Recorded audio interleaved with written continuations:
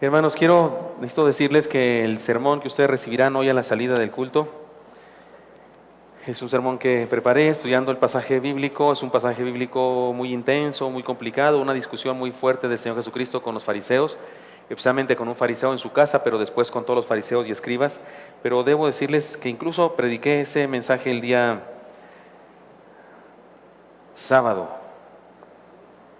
pero no es cierto, no lo prediqué, sino que Dios puso en mi corazón que compartiera otra cosa basada en el mismo texto, y es lo que voy a compartir ahora. Entonces usted recibirá una cosa en el escrito y puede leerlo y seguramente será bendición, pero ahora quiero compartir con ustedes la enseñanza, pero dicha de una manera diferente. Y el sermón se llama, en los dos casos, Desafío a vivir el Evangelio a plenitud a partir de la casa.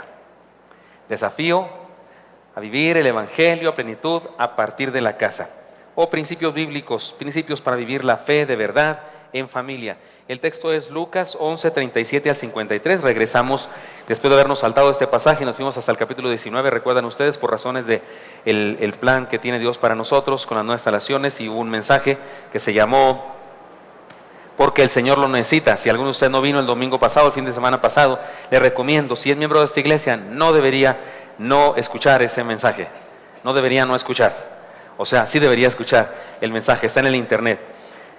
Pero regresamos ahora al orden que llevamos en Lucas capítulo 11, versículos 37 hasta el 54. Cuando lo tengan me dicen amén, por favor, y yo se los voy a leer, me siguen con su vista. Dice así la palabra del Señor. Luego que hubo hablado, le rogó un fariseo que comiese con él, y entrando Jesús en la casa, se sentó a la mesa. Voy a ir comentándolo, déjeme decirle que es extraño que un fariseo lo invitara, ¿no es cierto? Los fariseos no querían al Señor Jesucristo, no estaban de acuerdo con lo que decía. El Señor decía cosas que eran condenación para los fariseos, pero este fariseo, por alguna razón, lo invitó al Señor. El fariseo, cuando lo vio, se extrañó de que no se hubiese lavado antes de comer. Parece que el Señor Jesús no se lavó las manos, llegó, se sentó y ya iba a comer. Y el fariseo se extrañó de eso. Pero el Señor Jesús le dijo: ahora bien, vosotros los fariseos limpiáis lo de afuera del vaso y del plato, pero por dentro estáis llenos de rapacidad y maldad. ¿No está intenso esto? O sea, invitas a comer a alguien a tu casa y de inmediato te empieza a decir que estás bien mal. Sí está fuerte esto, ¿no? Necios, el que hizo lo de afuera no hizo también lo de adentro, pero dad limosna de lo que tenéis y entonces todo será limpio. Después de esta exhortación, el Señor comienza con 6 ayes. 6 veces que dice ay. Podemos pensar que se trata de condenación, pero en este caso me parece que también incluye lamento. Un gran lamento del Señor. Dice así: ay de vosotros, fariseos, que diezmáis la menta y la ruda y toda hortaliza, y pasáis por alto la justicia y el amor de Dios. Esto era necesario hacer sin dejar de hacer aquello. Ay de vosotros, fariseos, que amáis las primeras sillas en las sinagogas y las salutaciones en las plazas. Ay de vosotros, escribas y fariseos hipócritas, que sois como sepulcros que no se ven, y los hombres que andan encima no lo saben. Respondiendo uno de los intérpretes de la ley, le dijo: maestro, cuando dices esto, también nos afrentas a nosotros. Y él dijo: para ustedes también hay, mira lo que dice. Hay de vosotros también, intérpretes de la ley, porque cargáis a los hombres con cargas que no pueden llevar, pero vosotros ni con un dedo las tocáis, ni aun con un dedo las tocáis. Hay de vosotros que edificáis los sepulcros de los profetas a quienes mataron vuestros padres, de modo que sois testigos y consentidores de los hechos de vuestros padres, porque a la verdad ellos los mataron y vosotros edificáis sus sepulcros. Por eso la sabiduría de Dios también dijo: les enviaré profetas y apóstoles, y de ellos a unos matarán y a otros perseguirán, para que se demande de esta generación la sangre de todos los profetas que se han derramado desde la fundación del mundo, desde la sangre de Abel hasta la sangre de Zacarías, que murió entre el altar y el templo. Sí, os digo que será demandada de esta generación. Ay de vosotros, intérpretes de la ley, porque habéis quitado la llave de la ciencia.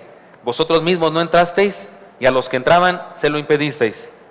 Diciendo él estas cosas, los escribas y los fariseos comenzaron a estrecharle en gran manera y a provocarle a que hablase de muchas cosas, acechándole y procurando cazar alguna palabra de su boca para acusarle. El texto termina muy, muy intenso. Nos dice que hubo una discusión que no se escribió aquí. Le estrechaban, seguramente se refiere a algo físico y algo intelectual, preguntándole: ¿y por qué esto? ¿Y por qué aquello? Y él tenía que contestar, y fue una discusión bárbara que Lucas dijo no vale la pena escribirla. y no nos la cuenta, pero evidentemente fue difícil. Ahora, esto fue en una casa, fue en un hogar. Un hombre lo invitó a su casa y Jesús ahí en su casa, en la mesa de la comida, sin haberse lavado las manos, por cierto, dice algunas enseñanzas que me parece que tienen que ver con un desafío a vivir el evangelio a plenitud a partir de la casa. Se trata de una exhortación muy directa al fariseísmo, pero a todos nosotros, para que vivamos el cristianismo verdadero. Déjeme introducirme en ese asunto de esta manera. ¿Recuerdan esas adivinanzas que eran también chistes acerca de los colmos? Este es el más famoso de todos. ¿Cuál es el colmo de un futbolista? Vivir de la patada. ¿Cuál es el colmo de un pastor? Dormirse contando sus ovejas. ¿Cuál es el colmo de un farmacéutico? Cerrar porque no hay remedios. Lo que voy a decir ahora es un colmo, pero no es ni chistoso ni nada. Es un colmo triste. ¿Cuál sería el colmo de una familia cristiana? La respuesta es desafiante: que uno de los miembros no llegue al cielo. ¿Cuál sería el colmo, la desgracia más terrible de una familia cristiana? Que uno de los miembros no sea cristiano. Me parece que el Señor Jesucristo, en esta plática que tuvo con este hombre, le dijo a él y a los religiosos de aquella época, y al decírselo a ellos nos lo dice a nosotros también, una manera correcta de vivir el cristianismo, porque hay una manera incorrecta de hacerlo. El Evangelio de San Jesucristo es uno, pero en ocasiones ustedes y yo hemos inventado cosas que envuelven el Evangelio y de repente eso es lo que predicamos. Y particularmente en la casa, corremos un gran riesgo de que algunos de los miembros de la casa no se conviertan al Señor porque no estamos predicando el Evangelio verdadero. Por eso les quiero proponer 3 cosas. En el sermón original que se recibirán al final, en realidad hay 7 puntos. Aquí nomás va a haber 3, o sea, nos salió más barato. Es decir, asocié las verdades, las enseñanzas de diferente manera para hacerlo más sencillo. Lo hice en la madrugada, el escrito, y las semanas secretarias, qué lindas, bien eficientes, ya lo tienen en PowerPoint para todos nosotros, a pesar de que yo lo mandé esta madrugada pensando que ni lo iban a ver, pero sí lo vieron y lo hicieron. Muy bien, primera cosa que les propongo, 3 cosas, pero primera de ellas, hermanos, eliminemos la interferencia. Eso es lo que más tiempo tomaremos en esta ocasión, pero es la primera enseñanza. Eliminemos la interferencia. ¿De qué estamos hablando? Interferencia se refiere a los estorbos de la vida cristiana, cosas que no son el Evangelio, pero que al ser parte de nuestra experiencia estorban a la vida cristiana y evitan que el mensaje llegue a otras personas. Y para estudiar estas interferencias, porque el Señor Jesucristo primero dio una exhortación al fariseo y luego habló de 6 ayes, dijo 6 veces, ay de vosotros. Y estas son 7 interferencias, les vamos a llamar síndromes, condiciones de desventaja, en este caso espirituales. Primer síndrome, el síndrome de las apariencias. El texto dice, luego que hubo hablado, le rogó el fariseo que comiese con él, y entrando Jesús en la casa se sentó a la mesa. El fariseo, cuando lo vio, se extrañó de que no se hubiese lavado antes de comer, pero el Señor le dijo aquello de que el vaso y el plato por dentro y por fuera deben estar limpios, y no solo por fuera. Nos presenta el síndrome de las apariencias, cuando el juicio se enfoca solo en lo exterior y no en lo interior. Cometemos el error de ignorar las intenciones del corazón. En la iglesia particularmente es muy fácil caer en las apariencias. Usted y yo podemos venir con nuestra esposa peleando, discutiendo, diciéndonos de cosas, hasta maldiciones. Pero en cuanto llegamos aquí, hermanos, sí, Dios le bendiga, hermanos, sí, pastor, querido, amén, aleluya, hermano. La gloria del Señor, la paz del Señor sea sobre usted, ¿sí o no? Porque podemos aparentar cristianismo, pero imagínense eso, ¿qué efecto causa en la familia? Le pregunté un día a un niño de la iglesia, primera iglesia de Chihuahua, cuando yo salí del seminario, vine del México, vine al seminario, de Chihuahua vine al seminario, y en las veces que regresaba me invitaba a predicar el pastor, y un día prediqué a los niños, y conocía a todos los niños, conocía a los papás de todos los niños, pero había un niño que no lo conocía yo bien, y le pregunté, pequeño, ¿tu familia es cristiana? Y el niño me dijo, creo que sí, los domingos. ¿Captaron la idea del niño? Creo que sí somos cristianos, pero los domingos sí, eso sí somos. Seguramente él notaba que los domingos su papá, su mamá adquirían un vocabulario diferente, actitudes diferentes. Decía, ¿estos quiénes son? Síndrome de las apariencias. Cuando el juicio se enfoca solo en lo exterior y no en lo interior, cometemos el error de ignorar las intenciones del corazón. Y este es un síndrome que destruye el evangelio. No, destruye el evangelio, no se puede destruir. Destruye la posibilidad de que el evangelio inunde nuestra casa. Hay algunos de nuestros familiares o miembros de nuestra casa que tal vez no son cristianos y muy probablemente sea por el síndrome de las apariencias, porque han tenido interferencia en el mensaje. Cuidado, somos muy dados a juzgar las apariencias. Les voy a contar una lección que yo tuve. ¿Se acuerdan, hermanos, cuando comenzamos, los que son de hace mucho tiempo en Oreb, cuando allá en Oreb comenzamos a tener varios cultos? Los cultos originalmente en Oreb eran a las 11:30 de la mañana, me parece, pero cuando tuvimos que hacer un segundo culto, teníamos uno a las 8 y otro a las 12. Y en medio teníamos el instituto bíblico, pero había una media hora por ahí de descanso. ¿Se acuerdan, hermanos? Yo comía en la jardinera, ¿se acuerdan? Me ponía un cartón ahí para sentarme y comía, y había unos diáconos así como guaruras para que me dejaran comer, porque estaba todo ahí atravesado. Éramos mucho menos que lo que somos ahora no cabríamos, pero para nada. Y en esa época yo estaba predicando un día y casualmente los jóvenes siempre se sentaban en la parte de arriba, ahí donde podían platicar más a gusto. Y un día estaba un joven que no estaba platicando, pero estaba más o menos en esta posición. De verdad, de vez en cuando como que sacaba su celular. No, creo que no había Facebook en esa época, pero si hubiera sido en esta época, yo pensaría que estuviera actualizando su Facebook, no su muro. Aquí aburrido en el sermón. Y yo estaba molesto porque ese chamaco ahí desparramado en la banca. Es más, no era banca, no se llenaba tanto que estaba en la escalerita. Es que estaba así tirado. Yo estaba así como un poco molesto. Y cuando se acabó el culto, fue el de la mañana y nos fuimos al desayuno y vi a una bolita de jóvenes y me acerqué porque ahí estaba ese joven. Y no fui mala onda ni fui así grosero, sino que quise hacerle como un desafío. Y le dije, joven, qué lindo, ¿qué le pareció el sermón? Me encantó, pastor. Punto número 1 dijo esto, punto número 2 dijo esto, punto número 3 dijo esto. La ilustración me encantó. Por cierto, pastor, tomé la decisión de lo que usted dijo. Sacarrácatelas. Tenía actitud de desparramado, pero su cerebro estaba atento. Su corazón estaba atento. No me malentienda, joven. Si usted está plática ahí con su novio, con su novia, con su no sé qué, con su amigo, interrumpiéndolos de atrás, no tiene nada que ver con esto que estoy diciendo. Este joven estaba atento, aunque estaba desparramado, y aparentemente no atento, pero su corazón estaba dispuesto. Cuidado con el síndrome de las apariencias, porque de repente, incluso los adultos en la iglesia somos muy amantes de juzgar a los jóvenes por sus pelos parados, porque se le ve el ombligo a la chamaca, por sus ropas ajustadas, porque el chamaco trae una cosa colgando. Lo más importante de la vida no es si se peina así o asá. Lo más importante de la vida no es si trae o no trae cosas colgando en su nariz o lo que sea. Lo más importante de la vida es si tiene a Cristo o no tiene a Cristo. Eso es lo que nos preocupa. Y si tiene a Cristo, el Señor Dios Todopoderoso le guiará a portarse bien y a hacer las cosas correctas. Pero en ocasiones, por el síndrome de las apariencias, impedimos que otras personas reciban el mensaje verdadero. Hay gente que cree que ser cristiano es no ir a antros, es no fumar, es no tomar, y no es cierto. Eso no es. Hay gente que no hace eso y no es cristiana. Ser cristiano es recibir a Cristo. Y deberíamos predicar a Cristo y no las cosas que envuelven. ¿Me estoy expresando claramente? Segundo síndrome, el síndrome del orgullo, de la religiosidad. Mas hay de vosotros, fariseos, que diezmáis de la menta y la ruda y toda hortaliza, y pasáis por alto la justicia, el amor de Dios. Esto era necesario hacer sin dejar de hacer aquello. Cuando cumplimos preceptos por obligación y sin amor, cometemos el error de ser muy buenos para cumplir reglas, pero malos en el trato con la gente. ¿No es cierto que hay personas muy religiosas como relojitos?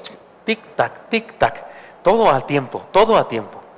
¿Nunca leyeron el poema de León Felipe? Tic tac, tic tac, tic tac. El sapo iscariote y traidor, sentado en la silla de juez, repartiendo castigos y premios. ¿Nunca lo han leído? No lo puedo decir porque es contra cierta religión y es muy duro. Pero se lo recomiendo, léanlo. Él habla de eso. Hay gente que es estricta en cumplimiento de cosas, pero en su trato con la gente es nefasta. Había una librería muy famosa en cierta parte del mundo, no voy a decir el nombre para no ofender a nadie porque estoy por internet. Cierta librería en cierta parte del planeta, en donde era famosa porque la que atendía era grosera con la gente que llegaba. Y era una librería cristiana, se llamaba Buenas Nuevas. ¿Qué está haciendo? No estoy hojeando los libros, se va a comprar bien y si no, váyase. Cuidado con el síndrome de la religiosidad. Somos estrictos en cumplimiento de reglas, pero malos en el trato con la gente. Mi esposa, mis hijos reciben el evangelio de mi persona convertido en amor, en tolerancia, en amistad, en compañerismo, en caricias, no en declaraciones y exigencias religiosas y estrictas. Estos diezmaban hasta de sus hierbitas que había ahí en su jardín. Pero ¿dónde estaba su diezmo de misericordia? ¿Dónde estaba por lo menos su diezmo de amor? Ya por lo menos un diezmo que dieran. Pero no daban ni un diezmo. En su comportamiento, pero como eran estrictos en el aspecto religioso, eran puntuales, no faltaban a nada, pero eran malos en su trato con la gente. Síndrome del orgullo. Hay de vosotros, fariseos, que amáis las primeras filas en las sinagogas y las salutaciones en las plazas. No tiene nada que ver con nosotros. Hay quienes lo relacionan con ahora los que se sientan adelante. No tiene nada que ver con nosotros, porque el día de hoy usted y yo, donde nos sentemos, no hablamos de categorías, pero aquella época sí, según se sentaba usted, hablaba de categorías de persona que era.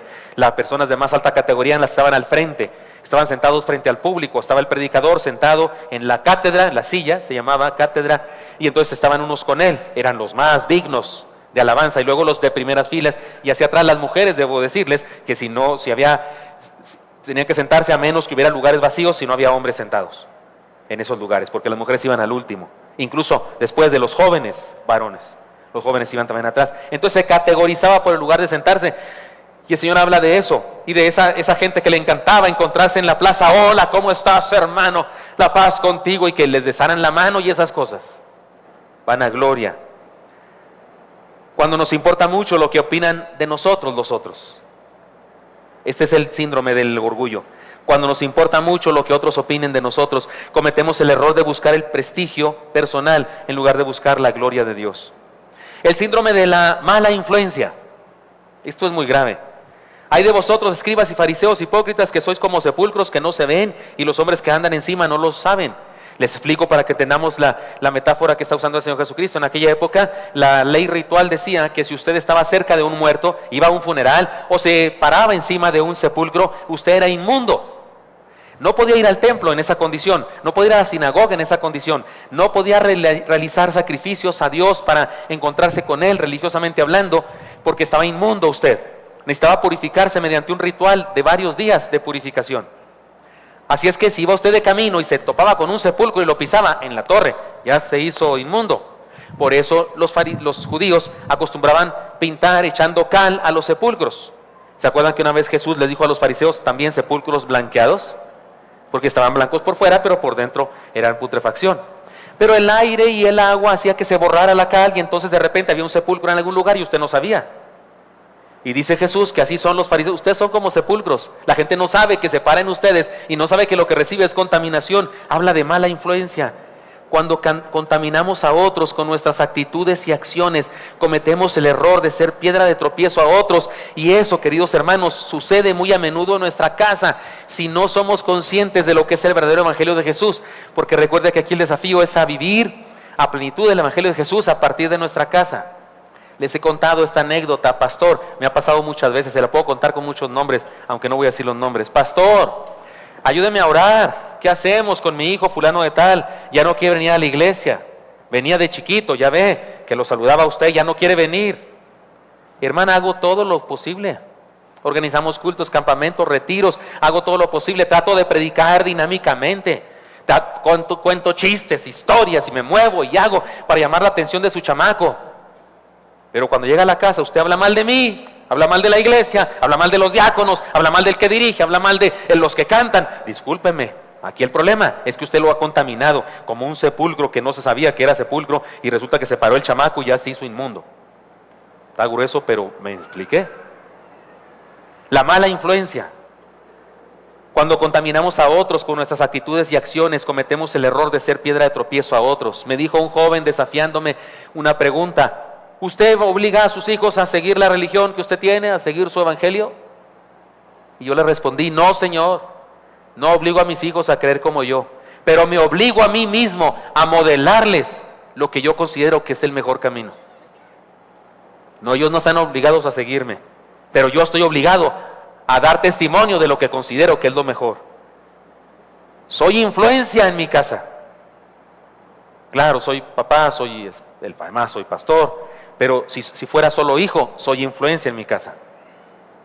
Mujer, eres influencia en tu casa. Seas mamá, seas tía, seas hermana, seas hija, lo que sea. Seas abuela, eres influencia en tu casa. Cada uno de nosotros es influencia en su casa. Síndrome de la mala influencia es lo que nos habla aquí. Otro síndrome, el síndrome de la crítica. Respondiendo uno de los intérpretes de la ley le dijo: maestro, cuando dices esto también nos afrentas a nosotros. Y el Señor le dijo: también para ti tengo mensaje. Hay de vosotros también intérpretes de la ley. O sea, por si no se había sentido aludido, por si no habías captado, no te había caído el 20, ahí te va que también para ti tengo. Hay de vosotros también intérpretes de la ley, porque cargáis a los hombres con cargas que no pueden llevar, pero vosotros ni con un dedo las tocáis. ¿De qué estamos hablando? Cuando nos mostramos muy severos en nuestro juicio contra otros y demasiado tolerantes con nosotros. Vaya a la iglesia, chamaco, vaya. Papá, ¿y tú cuándo vas? No, ya iré yo un día de estos. ¿Captan la idea? Ore, lea la Biblia. ¿La lees tú? Leámosla juntos. Cometemos el error de desmotivar a otras personas. Déjenme les cuento una serie de cosas muy tremendas. Dan risa, son ridículas. En aquella época, los fariseos habían añadido a la palabra de Dios un montón de leyes. El sábado, la ley del sábado, guardarás el sábado. Eso lo convirtieron en 3,400 y pico de mandamientos pequeños. Porque si decía guardarás el sábado, ¿qué es guardar el sábado? No trabajar. ¿Y qué es no trabajar? Es esto, y es esto, y es esto. Y había un montón de reglas. Pero ¿sabe qué hacían los intérpretes? Como eran los que mejor conocían la ley, se habían inventado trucos para incumplirla. Astutos trucos para incumplirla. Les voy a contar algunos de ellos. La ley decía que uno no podía caminar en día sábado, no la palabra de Dios, la ley que ellos habían escrito alrededor de la palabra de Dios. Uno no debía caminar más de 200 codos, eso es más o menos como 1 kilómetro. Entonces, desde el lugar donde habitas, entonces tu casa, ¿no? 200 codos, 1 kilómetro. Resulta que en ocasiones no podías ni ir a otra ciudad, porque en 1 kilómetro ya saliste de tu ciudad, que es una aldea con las casas extendidas. Pero la ley decía que si tú ponías, déjeme le leo tal como está aquí, pero si se ataba la cuerda al final de la calle, si se ataba la cuerda al final de la calle, ese se consideraba su lugar de residencia y podías alejarte de ahí 1 kilómetro. ¿Captaron la idea? Te llevabas tu cuerda, o sea, como haciendo contacto con tu casa. Entonces, el kilómetro es de aquí para adelante. Qué ridículo, ¿no? O sea, ridículo ponerte un límite de caminar. ¿Para qué yo mejor no me pongo límite y así no ando amarrando cuerdas por ningún lado? Camino para donde sea el día que sea. Otra cosa, si el viernes por la tarde se dejaba en algún sitio alimentos suficientes para las comidas, le explico por qué el viernes por la tarde. El sábado de los judíos comienza el viernes a las 6 de la tarde más 1 minuto nuestras. O sea, a las 6 de la tarde de hoy para un judío ya es lunes. ¿Sí me expliqué? Entonces el sábado comenzaba el viernes a las 6 más 1. O sea, pasaba a las 6. Así es que antes de las 6 uno hacía comida. Porque una de las cosas que no se podía hacer en sábado era cocinar. Se podía calentar, pero no cocinar. Pero si tú antes de que llegara el sábado hacías comida y dejabas suficiente comida para 2 comidas en algún lugar, técnicamente ahí habitabas. ¿Captan la idea? O sea, el sábado a las 3 de la tarde te ibas con tu lonche, ¿no? Te ibas con tu lonche porque ibas a ir a un viaje hasta donde quisieras, hasta otra ciudad, podías caminar 10 kilómetros si quisieras. Y ahí tenías comida para 2 días.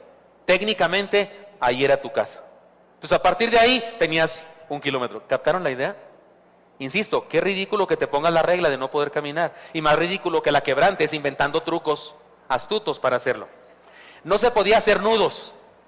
No se podía hacer nudos de camellero, o sea, los que hacían los que tenían camellos, ni nudos de marinero. No se podían hacer nudos con sogas. Así es que estabas tú con tu balde tratando de sacar agua y resulta que tu cuerda se te rompió. Estás arruinado. no puedes hacer nudo con sogas. Pero cuando la ley decía que no se podía hacer nudo con sogas y eso, no decía nada del vestido de una mujer. Así que las mujeres se podían amarrar su vestido con una especie de cinturón de tela. Ese sí se lo amarraban porque pues no había problema. Tú ibas por el cinturón de tu esposa, amarrabas el balde y sacabas agua, porque la ley no decía nada de un nudo hecho con el cinto de una mujer. ¿Captaron lo ridículo del asunto? ¿Quieren más chismes? La ley decía que no podías cargar en tu bolsa. ¿Alguien tiene un morralito de esos morrales de así, morral, tipo bolsa morral? Sí, tráigamelo, hermano. ¿Está vacío? ¿No? Pues tráigamelo de todas maneras. La ley decía que tú no podías cargar en tu morral, en tu morral algo. Ni podías en el hueco de tus manos cargar algo. Ni en tu bolsa hecha especialmente para el dinero. Ni en tus hombros. Pero no decía nada del, ¿cómo se llama esto? Del dorso de tu mano. No decía nada de tus orejas, ni de tus dientes, ni decía nada de lo que había entre tus interiores y tu exterior. De verdad. ¿Y saben qué hacían con su morral? Lo volteaban. No lo voy a voltear porque se salen todos unos chones hay aquí. Torta de huevo. No es cierto. No es cierto, perdonen ustedes. Pero si la volteabas, ya no estaba lo que cargabas adentro, estaba afuera. Gracias, hermano. Ridículo es que te prohibieras cargar cosas, pero más ridículo es que inventaras un truco astuto para violar lo que tú mismo habías inventado. Eso hacían. Por eso Jesús les dice: ay de vosotros que ponen cargas en los hombres que no pueden cargar, pero ustedes ni con un dedo las cargan porque se han inventado trucos para violar lo que ustedes mismos establecieron. Si algo tenía de bueno el ser muy estricto contigo mismo y ponerte muchos impedimentos para vivir la vida, y si algo tenía de bueno, pues cuestión de que eras muy disciplinado, que eras muy amante de Dios, pues le quitaste todo lo bueno porque ahora inventaste un truco para violarlo. Eso es lo que estaba en juego aquí. Por eso Jesús habló del síndrome de la crítica. Cuidado cuando nos mostramos muy severos en nuestro juicio contra otras personas y demasiado tolerantes con nosotros. Cometemos el error de desmotivar a las personas. Desmotivamos en casa a nuestros seres queridos cuando les predicamos religiosidad, legalismo, en vez de predicarles el evangelio puro y maravilloso de Jesús. Otro síndrome, el síndrome de la incongruencia. Ay de vosotros que edificáis los sepulcros de los profetas a quienes mataron vuestros padres, de modo que sois testigos y consentidores de los hechos de vuestros padres. No sigo leyendo el texto, pero les explico, esto está muy fuerte. No está diciendo vuestros padres en el sentido literal biológico, aunque sí lo eran. Lo está diciendo en el sentido en el que el Señor Jesús usó muchas veces la palabra padres y la palabra hijos. ¿Se acuerdan? Alguna vez le dijo a los discípulos: la sabiduría de un maestro se prueba en sus hijos. No se refería a sus descendientes biológicamente, se refería a sus discípulos. Lo que alguien enseña se demuestra en cómo se portan sus discípulos. Es que cuando Jesús habla aquí de vuestros padres, se refiere a sus maestros. Está diciendo lo siguiente, Señor Jesucristo: sus maestros, los que piensan igualito, los que pensaban igualito que ustedes, mataron profetas. Y ahora ustedes les hacen monumentos a esos profetas. Pero ustedes piensan igual que los mataron. Hacen exactamente lo mismo que los asesinos y perseguidores de esos profetas. Pero ahora les hacen monumentos. Para explicarlo mejor, perdonen el ejemplo que voy a dar. Bueno, antes digo, este síndrome de la incongruencia se refiere a cuando exaltamos valores o principios que nosotros mismos quebrantamos. Cometemos el error de vivir en contra de lo que decimos creer. Hay una gran diferencia entre saber la verdad, solo saber la verdad, y vivir la plenitud. El día de hoy hay políticos que citan frases de los héroes nacionales, rinden honor en sus estatuas, llevan flores y tienen fotografías de tamaño natural en sus oficinas de esos héroes. Sin embargo, sus actitudes y hechos quebrantan los ideales y valores, los principios que llevaron justamente a la heroicidad a esos antepasados de nuestra patria. ¿Me estoy explicando claramente? ¿Ha visto usted políticos?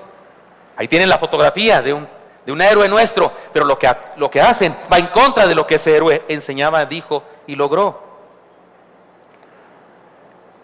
En las iglesias también existe eso. También hay experiencias pseudo cristianas que pueden darse. Por ejemplo, hay algunos que pueden dar clases sobre fraternidad, pero se comportan como los hermanos de José. Y para los que no saben qué hicieron los hermanos de José, pues nada más lo querían matar, lo tenían en un pozo y lo querían matar. Al fin decidieron no matarlo. Qué lindos ellos, lo vendieron como esclavo. Fueron con su padre con una túnica llena de sangre de un chivo y le dijeron: papá, ¿te acuerdas que tenías 11 hijos? Sí, 12, sí, pues ya más tienes 11. Y su papá duró creyendo que su hijo había muerto décadas. ¿Recuerdan eso? Hay quienes predican sobre la fraternidad, pero se portan como hermanos de José. Hay predicadores que según ellos profetizan cosas respecto a la humildad de la viuda pobre, pero se comportan como el joven rico que rechazó al Señor Jesucristo por su riqueza. Incluso hay varones que dan conferencias sobre la mujer virtuosa y en sus relaciones familiares se comportan como misóginos. Y hay mujeres que dan clases respecto al liderazgo del varón, pero en casa se comportan como Jezabel. También hay jóvenes que alardean de su cristianismo y se comportan con rebeldía ante la autoridad. La esencia de la vida cristiana es la congruencia entre la enseñanza y la vivencia. Un cristiano verdadero vive lo que cree, ejemplifica lo que enseña y experimenta el reino de Cristo en su familia. Por eso estas enseñanzas tienen, por supuesto, mucho que ver con la familia. Jesús está en la casa de un hombre, está en su casa. Acuérdese, no perdamos de vista eso. El fariseo lo invitó a su casa. Jesús fue a la casa de un hombre y en su casa dio estas enseñanzas para la casa y para la vida diaria de todos nosotros. Cuidado con el síndrome de la incongruencia. Y por último, el síndrome del estorbo, el más grave de todos y tal vez un resumen de todos. Lo más grave de todo esto es que podemos mostrar estas actitudes en la casa y en lugar de perfeccionar nuestra familia en la fe, contaminarla con amargura, tristeza, disensión y lo más terrible, con inconversión y condenación. Para que nuestra familia experimente el reino de Cristo a plenitud, requerimos buenas actitudes. Pueden decir conmigo: los frutos del Espíritu Santo son, el fruto del Espíritu Santo es amor, gozo, paz, paciencia, benignidad, bondad, fe, mansedumbre, templanza. Y luego dice: contra tales cosas no hay ley. Es decir, ante tal cosa no hay religión ni legalismo que valga. Dice el texto: hay de vosotros, intérpretes de la ley, porque habéis quitado la llave de la ciencia. Vosotros mismos no entrasteis y a los que entraban se lo impedisteis. ¿No es muy gráfica esta parábola? Ahí está la puerta de la ciencia. ¿Qué es el principio de la sabiduría, hermanos? El temor de Jehová. Y estaba una llave, pero llegaron estos y la quitaron y se la tragaron como el lobo feroz. Y de pilón al que iba entrando, porque todavía estaba abierta cuando no lo quitaban la llave, fueron y lo sacaron y se lo impidieron. ¿Sabe a qué me recuerda? Les he contado ya, cuando yo tenía 17 años, me convertí al evangelio allá en la primera iglesia bautista, y para mí el pastor de la iglesia era una mezcla de David, el rey David, Moisés y el apóstol Pablo. Los apóstoles eran como los diáconos eran como los 12 apóstoles. Los jóvenes eran como los valientes de David y las niñas de la iglesia eran como las 11,000 vírgenes. Eso no está en la Biblia, pero alguna cosa tuve que buscar yo para identificarlas. Pero vino un abogado del diablo y me dijo: no, hombre, ¿qué pasa? Es que tú eres muy inocente porque eres nuevo.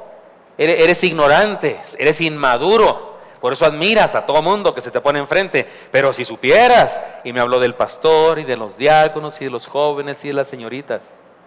Y probablemente tenía razón el mugroso, pero no tenía por qué haberme contaminado de esa manera. No quieren entrar a la sabiduría, al crecimiento espiritual e impiden que otros entren. Se robaron la llave para que no entres. Cuidado con esa barrera, esa interferencia, el síndrome del estorbo. Cuando por nuestra causa otros prefieren rechazar el evangelio, cometemos el error de ser piedra de tropiezo para los inconversos, para los niños en la fe, y lo más terrible, cometemos el error de ser piedra de tropiezo para los otros miembros de nuestra casa. El fariseísmo, el legalismo, la religiosidad, sin amor, sin tolerancia, sin respeto, sin el evangelio verdadero de Jesús, es un estorbo y es una maldición en el mundo. Por eso, apenas el primer punto, no se preocupen, les advertí que era el único que es muy largo, las otras cosas son sencillas. Primer punto, ¿qué dijimos la enseñanza? Eliminemos interferencia. Eliminemos la interferencia. ¿Para qué la eliminamos? Para vivir el evangelio a plenitud a partir de nuestra casa. Muy bien, segunda enseñanza. Liberemos el poder y la riqueza del amor. Dos cosas establece el Señor Jesucristo en este texto. Primera de ellas, la cercanía. Oiga, hermano, el fariseo interpretó como falta de higiene y como falta de ceñimiento a la ley lo que nosotros podemos interpretar como familiaridad, cercanía, apertura, amistad y solidaridad. El Señor Jesucristo llegó y se sentó, y no es que esté malo tener higiene, no, por supuesto que no, sería bueno lavarnos las manos antes de comer, es bueno hacer eso. Más ahora con este mundo de contaminación, en aquella época todavía estaba menos grave que ahora nosotros. Ahora usamos gel y esas cosas, todo el mundo trae ahí un botecito de gel y no sé qué, ¿no? El otro día dije yo, pues todo se queda aquí, ¿no será que los microbios ahí andan? Ahí me dijo, sí, ahí andan, pero muertos. Ah, bueno. Que sí, no, ahí andan, se ven incluso, pero por lo menos ya están muertos, ya no hacen daño. Sí, no es malo tener higiene, pero el Señor, ¿por qué? ¿Por qué llegó así? Me parece que lo que Él interpretó como falta de higiene y ceñimiento a la ley, nosotros podemos interpretar como familiaridad, cercanía, apertura, amistad, solidaridad. Digamos que le agradó mucho la idea de ser invitado por aquel hombre a comer a su casa, y el Señor trató de estar cercano a él, sin formulismos, ni legalismos, ni intolerancia. Llegó y se sentó y le dijo, va, o sea, que me vayan calentando 2 de esas. Le dijo a la esposa, ¿qué es eso, hermana? ¿Tiene chile colorado? Perfecto, me sirve. Llegó el Señor a comer, ¿me invitas a comer? Vengo. No llegó así como que, oh, ya ha llegado el Señor a esta casa, declaro canceladas las maldiciones pasadas. No llegó haciendo faramayas como falso profeta de la tele. Llegó como amigo, se sentó a comer. Me invitaste a comer, va, comamos. Y aquel todo, ay, ¿por qué no se lava las manos? ¿Qué le pasa? Su actitud del lejano, ¿no? Como esa persona que te saluda así con palabras rimbombantes porque te quiere hacer a un lado. ¿No es cierto que las palabras rimbombantes te alejan? Hola, ¿cómo estás? Dios te bendiga. Me congratulo de saludarte. Ah, caray. ¿Congratulo duele? ¿Congratularse duele? Sí sé qué quiere decir congratulo, no se crean. Estudié filosofía y letras, pero digo, parece de repente como que te están echando agua fría a tu actitud de amistad. Cercanía tenía el Señor. Y además, otro elemento para liberar el poder y la riqueza del amor, el compartir. La única exhortación precisa, directa del Señor está en el versículo 41, y fíjese qué interesante. Después de hablarle del vaso limpio por dentro y por fuera y esas cosas, el Señor dice esto: pero dad limosna de lo que tenéis y entonces todo os será limpio. Y usted dice otra vez duro y dale con el diezmo. No, no estamos hablando de diezmo, esto no es diezmo. Aquí no habla del diezmo. Lo que vamos a hacer ahorita, y recogemos la ofrenda, no es esto que dice aquí. Limosna no era diezmo, ni primicia, ni ofrenda. ¿Qué es? Ayuda a los necesitados. ¿Qué está diciendo el Señor Jesucristo? Está diciendo, compartir como un acto de amor purifica cualquier cosa que hagamos.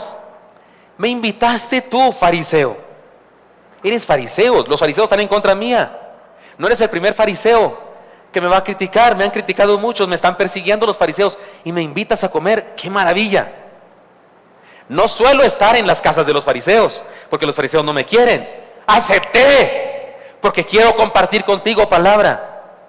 Eso purifica cualquier cosa. Si nos lavamos las manos, es lo de menos. Lo demás es que tú y yo platiquemos. Dame permiso de bendecirte, dame permiso de compartir contigo algo. Ese era el punto. Y aquel empieza a fastidiar la vida con que no se lavó las manos y no sé qué. ¿Cómo hace falta que liberemos el poder y la riqueza del amor en nuestras relaciones matrimoniales, en nuestras relaciones padres e hijos y entre hermanos? Hace falta que amemos más, que toleremos más, que perdonemos más, que critiquemos menos, que compitamos menos. Hay gente que compite, ¿no? Compiten esposo con esposa, entre hermanos, hermano contra hermano compiten. Hay quienes incluso compiten con sus hijos, hijos que compiten con sus padres. ¿Cuál es la competencia? ¿A dónde vamos o qué? ¿Vamos en el mismo equipo? Yo le dije una bendición a Isaac cuando se fue a estudiar al seminario, y una de las cosas que hacía la bendición decía esta: ahora posiblemente te resulte difícil y fastidioso que te relacionen conmigo, que digan, es el hijo de Gilberto Gutiérrez, pero creo que Dios va a usar tu vida tanto, tan grandemente, que un día yo seré una referencia a ti, y cuando piensen en mí la gente dirá, ah, es el papá del pastor Isaac, y bendeciré su nombre del Señor, de ser un reverendo desconocido, mientras mi hijo es alguien conocido. Ahora que fui a Estados Unidos en la presentación del libro de mi esposa, ya me pasó eso. Fui el esposo de la escritora. De verdad, el esposo de la autora. Es más, la directora de la Casa Bautista de Publicaciones hasta lo dijo, y dijo que le gustaba mucho decirlo así. Dijo, están aquí varias personas, autores de nuestra Casa Bautista. La Casa Bautista ha publicado 3 libros míos. Y había un hermano ahí que la Casa Bautista ha publicado un libro de él. Y dijo el hermano fulano de tal, autor de uno de nuestros libros. Yo no es que quisiera, pero sí pensé que iba a decir, y el hermano Gilberto. Lo dijo, y la hermana Yani, que está presentando su libro, y le acompaña a su esposo, que es pastor. Yo estaba feliz, lo digo en serio, no me estoy quejando, estaba feliz, mi esposa lo sabe. Pero mi esposa le dijo a la hermana, porque ella estaba detrás de nosotros, le dijo, él también es autor. Es como recordando, ¿te acuerdas de que tienen 3 libros de él? Entonces ella me abrazó, con mucho cariño la hermana, está así grandota, y me abrazó, me dijo, y me da mucho gusto y satisfacción poder presentarlo como el esposo de la autora, aunque también ha escrito unos libros. ¿Sí o no fue así? Oiga, yo no sé usted, pero yo me siento muy feliz de eso. No hay competencia, que compito con esta preciosa, con mis preciosos hijos, que triunfen en todo, que ganen todas las batallas, pero de repente hay familias que compiten entre sí los unos con los otros. ¿Qué te pasa? Liberemos el poder y la riqueza del amor en nuestra vida. Ama más, deja de odiar, de aborrecer, de envidiar a tu esposo, a tu esposa, a tus hijos, a tus padres. Bueno, ni hablar de las nueras, suegras, yernos y suegros. ¿Saben cuál es el milagro genético en la vida de un varón? ¿No saben? Un papá tiene una hija, su hija se le casa con un cualquiera. Eso significa novio, esta no vio lo que agarró. Pero tienen una nieta o un nieto. El milagro genético es que el más precioso de los nietos, y salió del barbaján ese, es el milagro genético. No, yo sé que eso no es así, no es con usted, hermano, no, ni con nadie. Pero ojo cuando en nuestra casa hay esas cosas. Liberemos el poder y la riqueza del amor, la cercanía, el compartir. Y por último, un desafío que incluye el tercer punto. Seamos un evangelio viviente. Para aceptar el desafío de vivir el evangelio a plenitud a partir de nuestra casa, seamos un evangelio viviente. Diciéndoles él estas cosas, los escribas y los fariseos comenzaron a estrecharle en gran manera y a provocarle a que hablase de muchas cosas, acechándole y procurando cazar alguna palabra de su boca para acusarle. ¿Se imaginan? Cazar, lo estaban cazando, eran depredadores intelectuales, querían que dijera alguna cosa, no lo lograron, lero. No dan ganas de ir a saludar y decir, lero, no pudieron, porque el Señor era más sabio que todos ellos y seguramente les dio respuesta y los hizo pedazos en cualquier sentido intelectual mientras discutían, pero lo acechaban como depredadores, como hermano Isaac, ayúdame, ¿qué depredador es el más malo de todos? Como tiburones, como Deinonychus, el Deinonychus era un depredador, como Tiranosaurio Rex, que ha pasado por ser carroñero, por ser mamífero, por tener alas, por tener plumas y por tener escamas, ¿verdad? Porque los evolucionistas cada época cambian de cómo eran los dinosaurios. Pero como depredadores con el Señor Jesucristo. Oigan, ¿por qué Juan no nos cuenta todo lo que les contestó? Juan no, Lucas. ¿Por qué no nos dice todo lo que ellos decían y todo lo que les contestaba? ¿Saben por qué? ¿Para qué tanto brinco estando el suelo parejo? El evangelio es tan sencillo. Una prueba. ¿Traen con cronómetro? ¿Alguien trae cronómetro? Por favor, cronómetros en mano. Cuando yo les diga, comienza el conteo, voy a decirles el evangelio de Jesucristo en menos de un minuto. ¿Ya están listos, cronometristas? Corre tiempo. Dios tiene un plan para nosotros, que tengamos vida eterna, así lo dice Juan 3:16. Porque de tal manera amó Dios al mundo, que ha dado su Hijo unigénito, para que todo aquel que en él cree no se pierda, mas tenga vida eterna. Dios tiene un plan, que tengamos vida eterna. Los seres humanos hemos echado a perder el plan de Dios porque hemos pecado. Romanos 3:23, por cuanto todos pecaron y están destituidos de la gloria de Dios, echamos a perder el plan de Dios. Pero Dios tiene una solución. La solución es Cristo Jesús. Romanos 5:8, mas Dios muestra su amor para con nosotros, que siendo aún pecadores, Cristo murió por nosotros. Pero nosotros tenemos que tomar una decisión. Juan 1:12, a todos los que le recibieron, los que creen en su nombre, les dio potestad de ser hechos hijos de Dios. Y puedo hacer un resumen incluso. Dios tiene un plan para nosotros, que tengamos vida eterna. Nosotros tenemos un problema, hemos pecado. Dios tiene una solución, Jesús Hijo Jesucristo, y tenemos que tomar una decisión, aceptar a Cristo. ¿Cuánto tiempo hice? ¿Cuánto? 45 segundos. Claro, yo hablo como taradilla, no todo el mundo habla así. Ya lo sé. Pero, ¿cuánto dura usted en compartir el Evangelio? ¿Por qué discutir 3 horas y media sobre eso? Cuando es tan sencillo el Evangelio. ¿Sabe por qué discutir tanto? Porque le hemos inventado un montón de cosas. Porque nos encanta filosofar. Y contaminamos el mensaje. E impedimos que la gente se convierta de verdad. Complicar el Evangelio con minucias filosóficas, esnovismo teológico le llamo yo, o con legalismos religiosos, es impedirle a la gente la bendición de conocer al Señor. Un cristiano verdadero vive la sencillez del Evangelio. Comparte el Evangelio con sencillez. Comparte y vive en su familia el Evangelio sencillo de la comunión con Dios. Así es que para aceptar el desafío de vivir el Evangelio a plenitud a partir de nuestra casa, número 1, ¿se acuerdan la primera enseñanza? La de los síndromes, ¿se acuerdan cómo dijimos que era eso? Dijimos, elimina interferencia. Número 2, ¿qué dijimos? Libera el poder y la riqueza del amor. Y número 3, seamos un evangelio viviente. ¿De qué estoy hablando? En Honduras a los cristianos no les dicen evangélicos ni aleluyos. Despectivamente les dicen evangelio. Ahí va este evangelio. Este ya se hizo evangelio. Ahí estaban los evangelios, no evangélicos, los evangelios cantando. Me encanta ese insulto. Está padrísimo. Ir por la calle y que alguien me diga, mira, ahí va un evangelio. Amén, diría yo, amén, Dios te bendiga, amén, gracias a Dios. Soy el evangelio según San Gilberto. Y aquí está el evangelio según San Omar. El evangelio según San Rocío. Siempre le digo Miriam. El evangelio según San Gavito. ¿Sí? Sí, Gabriel, ¿verdad? Gabriel. Es decir, cada uno de nosotros es una buena noticia, es Dios obrando en nuestra vida y haciendo un evangelio de carne.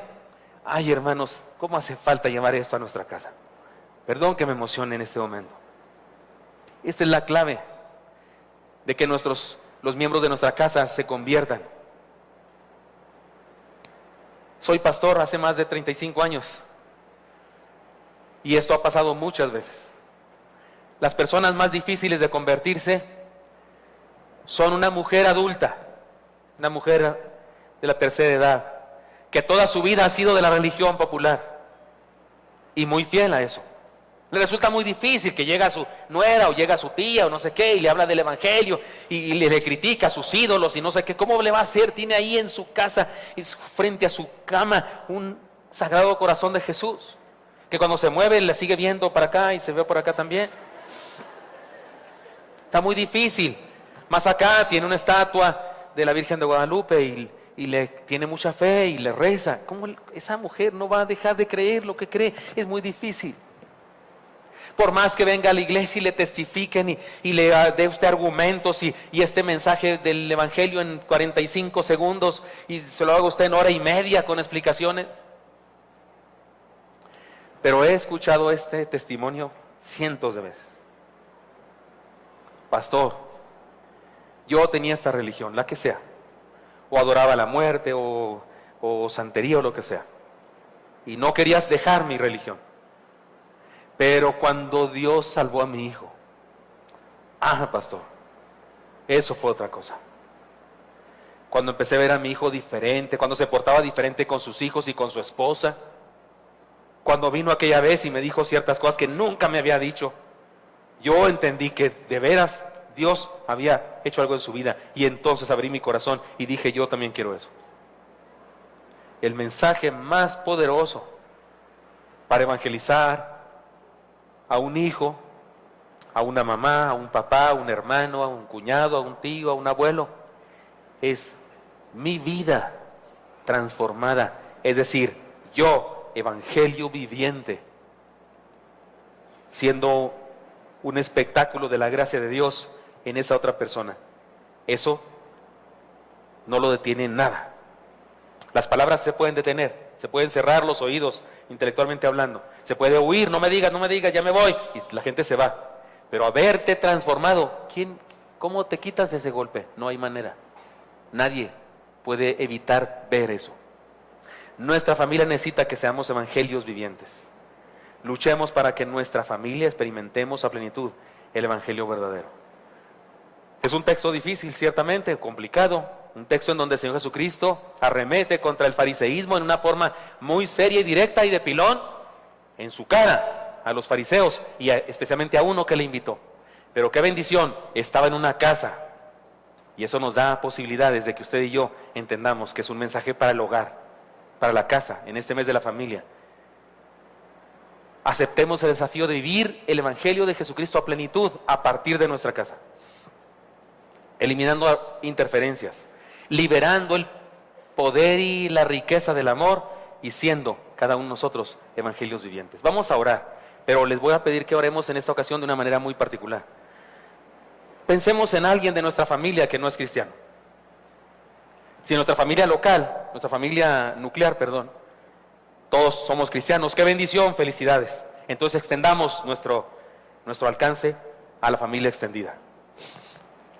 Pero vamos a pedirle a Dios: Señor, te pido que alcances, que salves a esta o estas personas. Pero debemos añadirle, y para hacerlo, Señor, aquí estoy yo. Úsame. Que mi testimonio, que mi vida sea un evangelio viviente para ellos. Úsame, Señor. Si tengo que cambiar, si tengo que pedir perdón, lo haré. Si tengo que ser amable, lindo con esas personas, lo haré, Señor. Sálvales, usa mi vida. ¿Cuántos le dicen al Señor eso y quieren unirse conmigo para pedirle a Dios eso? Piense en su familiar, en sus amigos, sus familiares políticos, en esos piense. Oremos. Señor Santo, los que estamos aquí, Señor, queremos decirte: salva, Señor, por favor, salva a esa persona. Tal vez algunos están pensando en su papá, su mamá, sus hijos, sus hermanos, sus abuelos, nietos, sus nueras, yernos. Señor, sálvales, por favor. Pero Dios, úsanos, aquí estamos nosotros. Usa nuestra vida, nuestro testimonio, nuestras palabras amables, nuestra capacidad de dar, nuestra capacidad de respetar, de ser amigos. Úsanos, Dios, para llevar el evangelio a esas personas por las que intercedemos. Te lo pedimos en Cristo Jesús. Amén.